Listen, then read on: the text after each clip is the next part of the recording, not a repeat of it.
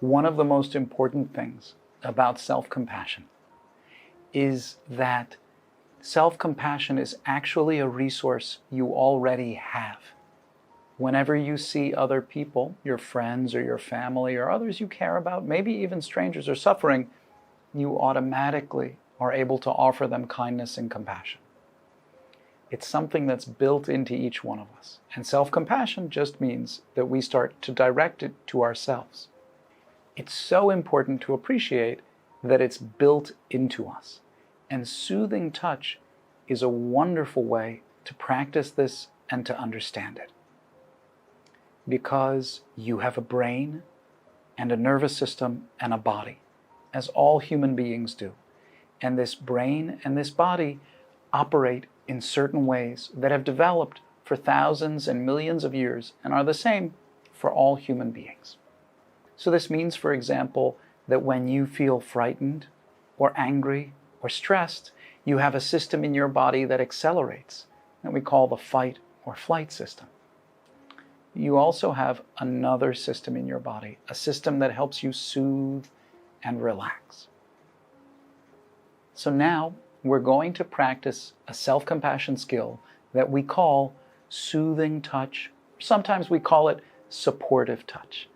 It's a way of taking good care of ourselves when we encounter difficulty or stress or painful emotions, when we get upset in the course of daily life, which is normal for all of us.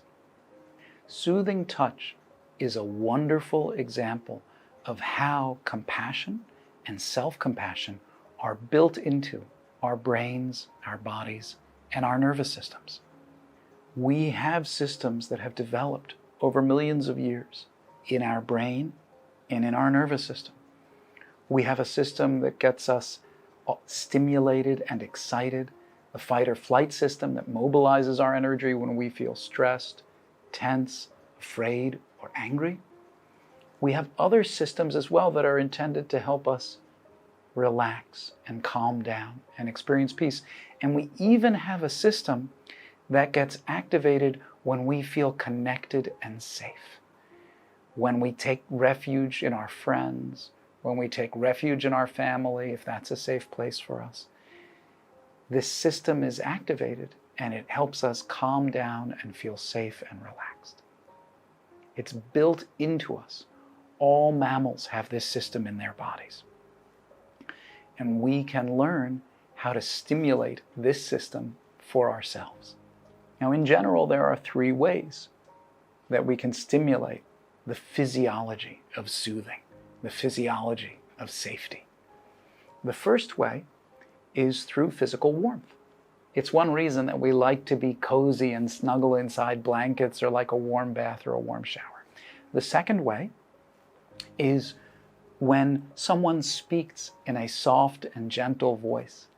Think about how parents talk to children, usually in soft, warm, playful voices, because children find that very soothing. And the third way that we can stimulate our built-in soothing system, our built-in safety system, is through gentle touch. So we're going to try that for ourselves. So the invitation when you practice soothing touch is to really begin to listen to your own body and to notice, what is your body saying to you when you offer it some gentle touch? Because your body will tell you everything you need to know. When you are learning to practice this soothing touch, this supportive touch, the most important thing you can remember is there's no right way to practice and there's no wrong way to practice. There are many different postures. There are many different kinds of touch that can activate your body's safety system. So that the most important thing you can do is think about it as an experiment and that you are listening to how your body responds. So maybe your friend says, well, I like this posture where I hug myself the most and I feel the most safe. But for you, the posture that feels the most safe is a hand over your tummy or a hand over your heart. The most important thing is to not be looking for the right answer, but to be listening. Listening with your own self-compassion ears. Open your heart and listen to what your body is saying to you. So now let's practice. In order to guide the practice, I'm going to stand up. But in fact, you can practice sitting down, standing, or lying down. Because this is something you can actually try anywhere, anytime, especially once you know how to do it. Please remember to approach this with an open mind and an open heart. This is an act of listening to yourself. So wherever you are, just take a moment to close your eyes and breathe 2 times. And just notice how the energy of your body is right now.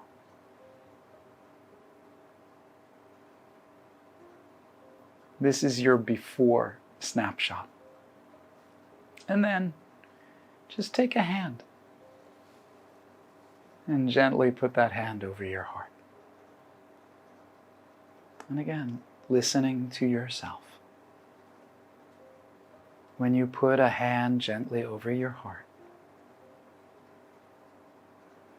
what's your body say? You may even start to notice a little bit of warmth at the contact between your body and the hand. If you like, while you do this, you can imagine that these are caring hands. So I'll introduce each posture, and then we'll stay with each posture for 4 or 5 breaths so that you can listen to your own body. And of course, if it's too slow for you, you can speed up the video. So now bring up your other hand and place it on top.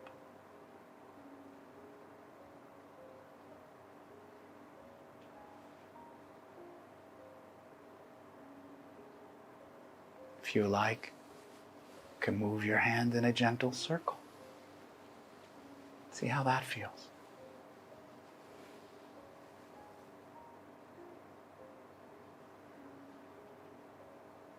Letting go of your expectation about what it should feel like, and just listening to what it does feel like.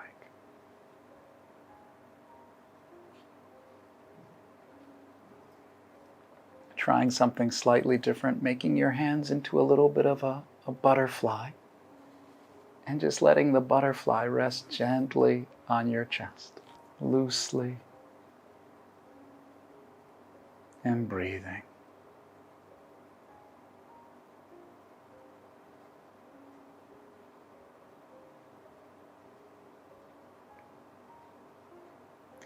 You can feel free to switch which hand is on top. Again, remember, it's an experiment. What feels right to you?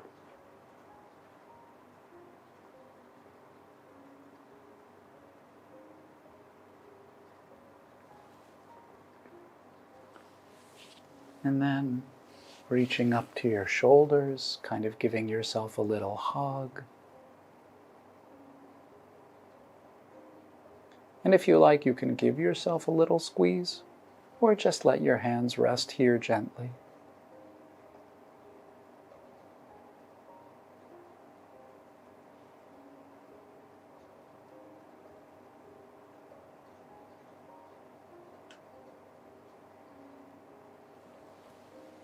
Perhaps move your hands a little bit lower to the middle of your arms. Again, another variation on a hug. And if you like, you should feel free. You can move your hand, give yourself a little caress, or maybe just one finger.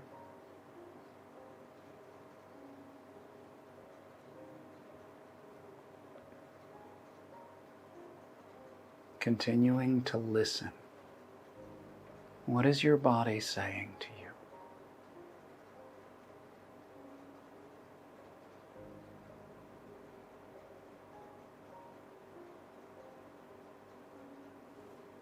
moving your hands down just to hold your elbows.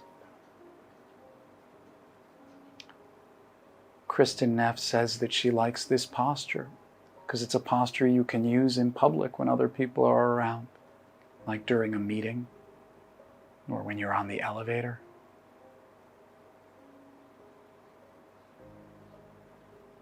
Again, you can add in movement of a finger gently. Be friendly to yourself.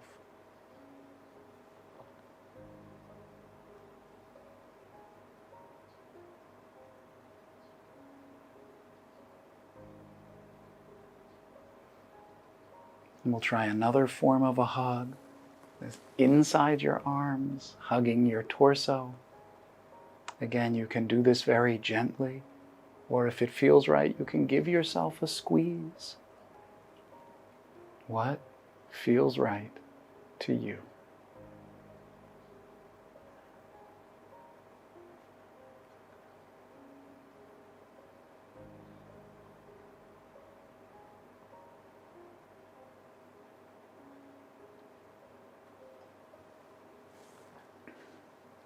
Feel free to pause the video at any point if you want to take longer. Bringing your arms inward so that you have one hand over your tummy, one hand over your heart space. These are both energy centers of the body. And feeling free, again, to switch around and see what feels right to you.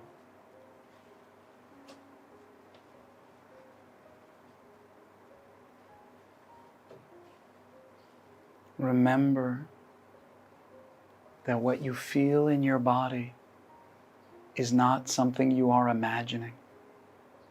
This is the physiology of your human body responding to kind touch. And then taking a moment to come back to that first position of two hands over the heart.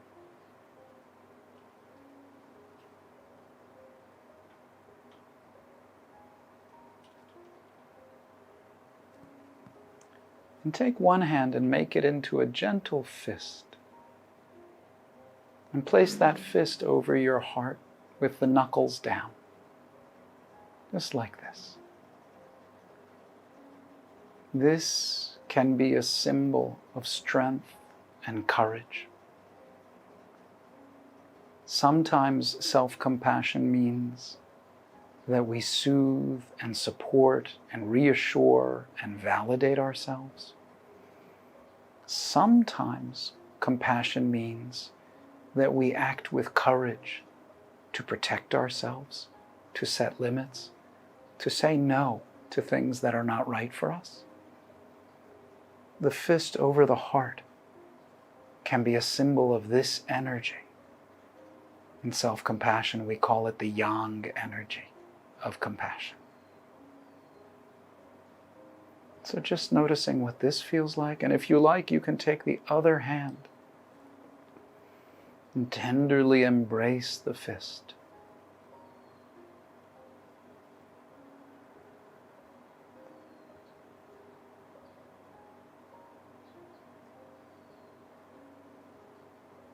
A symbol of the soothing energy of compassion and the courageous, fierce energy of compassion working together to support you.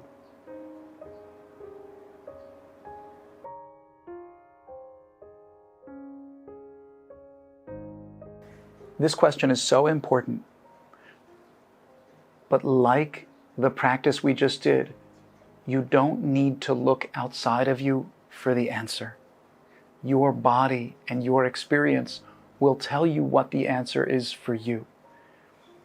The key is to continue to think about it like an experiment, where you try it at different times and you see how it works for you. So you try it before you go to bed, which is something I have done many times, and you see if that helps you to relax and be able to fall asleep. easily. You try it when you get upset during the day, and you see which posture works for you. Usually, when we're busy in the course of our daily life, it's not easy for us to stop and put a hand over our heart. But actually, I find after practicing for many years now, sometimes if I'm busy or if I'm with other people, I just put my hands together in my lap. And I can feel that same experience as the other times when I'm in private and I practice by giving myself a hug, or I practice by placing both hands over my heart. And I can feel the way in which my body feels safer. I can feel the way in which my body relaxes. After practicing for some time, I can get some of the same benefit just by putting my hands together in my lap. So as you practice and as you listen to what your body responds to, your experience will guide you.